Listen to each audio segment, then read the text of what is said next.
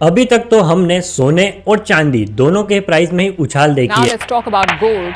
This month, the yellow metal has been on a stunning rally. We've been telling you about it. Week after week, prices kept climbing. Last week, they touched record highs. It looked like gold was unstoppable. लेकिन इस दौड़ में हम एक और को भूल गए हैं जो कि काफी प्रीशियस है, जिसका नाम है कॉपर।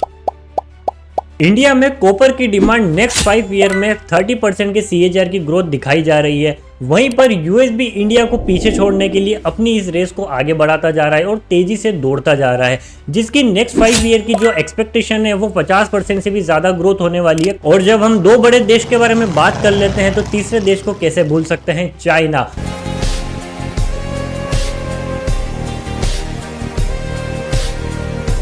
जो कि सिंगल और लार्जेस्ट कंज्यूमर है कॉपर का। फिर भी चाइना में कॉपर की डिमांड 57% से फिसल कर 50% तक आ गई है। क्यों चाइना इतना बड़ा देश होने के बावजूद भी, कॉपर में इतना इन्वेस्ट करने के बावजूद भी आने वाले 5 सालों में इसकी ग्रोथ डीग्रोथ बताई जा रही है। वीडियो को शुरू करने से पहले हम वीडियो की एक शॉर्ट समरी देख लेते हैं कि किस तरह से वीडियो का फ्लो रहने वाला है। सबसे पहले हम कॉपर की वैल्यू चेन की प्रोसेस को समझने वाले हैं। सेकंड पॉइंट के अंदर कॉपर की डिमांड और सप्लाई को दोनों को अच्छे तरह से देखने वाले हैं। थर्ड पॉइंट के अंदर हम इंडस्ट्री के अंदर कौन कौन से ऐसे प्लेयर्स हैं, और फोर्थ पॉइंट के अंदर हम ये देखने वाले हैं कि क्या क्या चैलेंजेस आ सकते हैं इस सेक्टर के अंदर, इस कॉपर के अंदर। एंड फाइनली कंक्लूजन के अंदर मैं आपको ये भी रिवील कर रहा हूँ कि क्यों चाइना ने यहाँ पर उनकी जो जितनी भी प्रोडक्शन है उसको स्लो डाउन कर दिया है।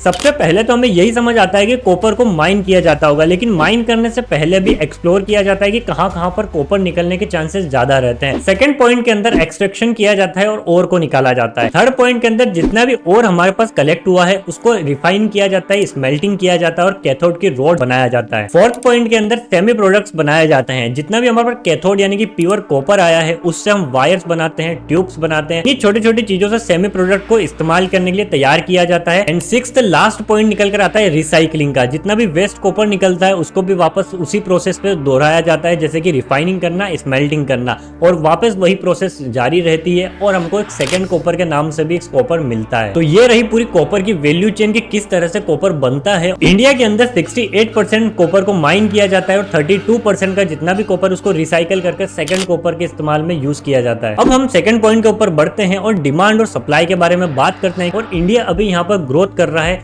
जितनी भी चीजें अब यहाँ पर डेवलप हो रही है, जैसे कि रिन्यूएबल एनर्जी के अंदर इंडिया बहुत ज्यादा अब धीरे धीरे आगे बढ़ रहा है, ईवी और सोलर पैनल, जिसकी वजह से कॉपर की डिमांड यहाँ पर बढ़ रही है। सबसे ज्यादा इलेक्ट्रिकल इक्विपमेंट्स के अंदर 32% से 40% की डिमांड यहाँ पर एक्सपेक्ट की जा रही है, कॉपर की बढ़ रही है, क्योंकि उसके अंदर ट्रांसफॉर्मर्स आते हैं, ट्रांसमिशन लाइंस बनाई जाती है, वायर्स बनाए जाते हैं, जिसकी दो बड़ी कंपनी है पॉलीकैब और KEI इंडस्ट्रीज। इंडिया इंफ्रास्ट्रक्चर और कंस्ट्रक्शन चीजों को लेकर और ट्रांसपोर्टेशन को लेकर इतना ज्यादा आगे छलांग लगा चुका है, जिसमें कॉपर की डिमांड सबसे बड़ी मेनली डिमांड की जा रही है। जैसा कि हमने डिमांड साइड को देखा, उसी को कंपेयर करते हुए हमें अब सप्लाई साइड भी देखनी पड़ेगी कि क्या हमारे पास इतना कॉपर अवेलेबल है या नहीं है। एक डेटा के अकॉर्डिंग इंडिया के अंदर जो 90% कॉपर आता है वो इम्पोर्ट किया जाता है और सिर्फ 10% का कॉपर जो निकलता है उससे हमें डोमेस्टिक यूज में लिया जाता है, क्योंकि कॉपर की जितनी भी माइंस है वहां से सिर्फ 3.5 मिलियन टन से हम कॉपर को एक्सट्रैक्ट कर पाते हैं। वहीं पर अगर आप चाइना का डेटा सुनोगे तो एकदम शॉक्ड रह जाओगे। 1.9 मिलियन मेगा टन यहाँ पर कॉपर को एक्सट्रैक्ट किया जाता है चाइना में,